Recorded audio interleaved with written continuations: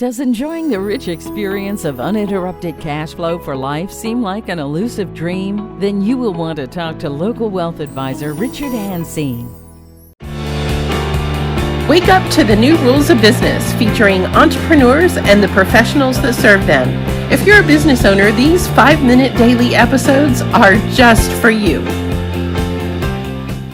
Welcome back to Wake Up to the New Rules of Business. I'm your host, Debbie Donaldson, and here with my good friend Richard Hansine with Strategic Wealth Advisors. And if you haven't seen his episodes Monday through Thursday, you have to tune back in. He's had quite a journey here getting to his current role. And so I'm going to take him back to Richard. Tell us what advice you would give that 17-year-old self who dropped out of school. Well, that's interesting. Most would jump up and say, well, stay in school. Yeah, right. On the other hand, when I go back and I look at what I accomplished, I was independent, and I always have been. And sometimes that's a struggle, but it's the way I am. So to say, stay in school, go get a job, work for 25 years is kind of like incompatible with who I am. However, I would say, think about it. Take a deep breath, because here's what happens. Yeah, I quit school at 17. I became the youngest manager in a chain at the age of 20. I was very fortunate to be surrounded with people who helped me get there. Some don't have that.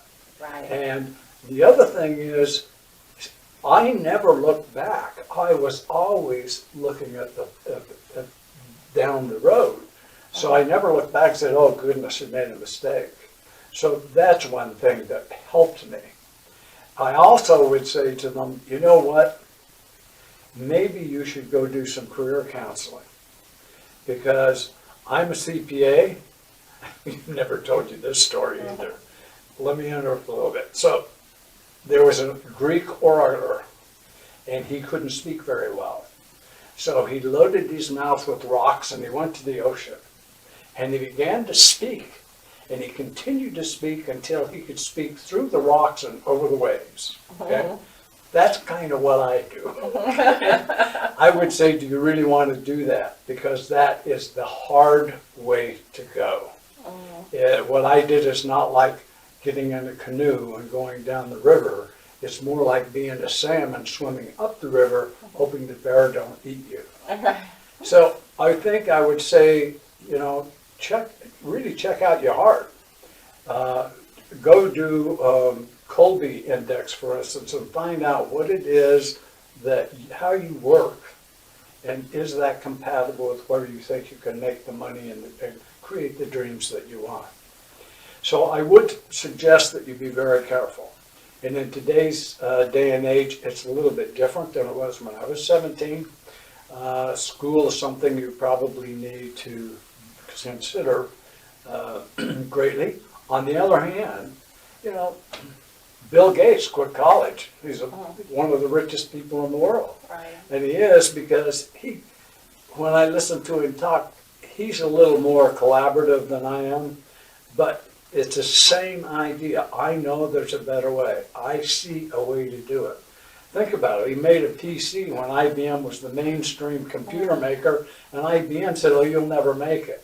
Well, IBM's having trouble. Bill Gates is very wealthy. Right. So you have to consider your options, and you have to be careful about what you're going to do. Don't make it a spur-of-the-moment decision, I guess is what I would say. Consider the alternatives.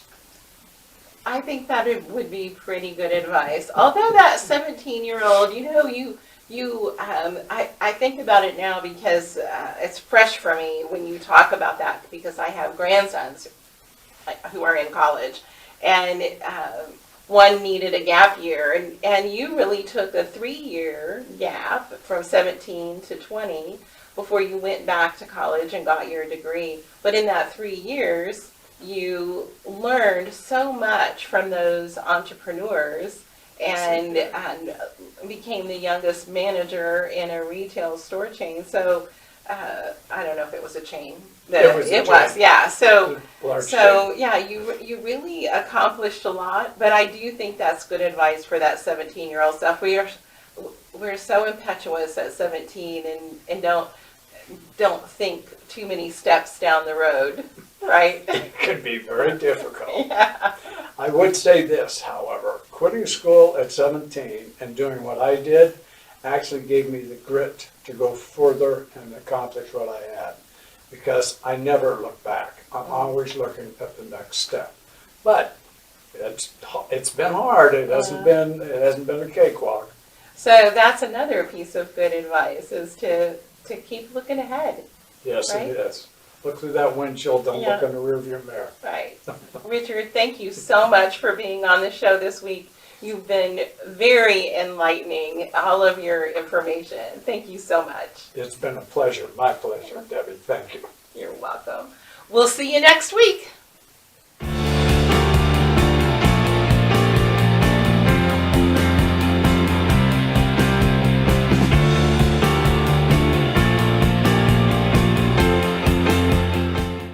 If you're looking for more clarity, confidence, and comfort, either during or preparing for retirement, please feel free to reach out for a free retirement plan review.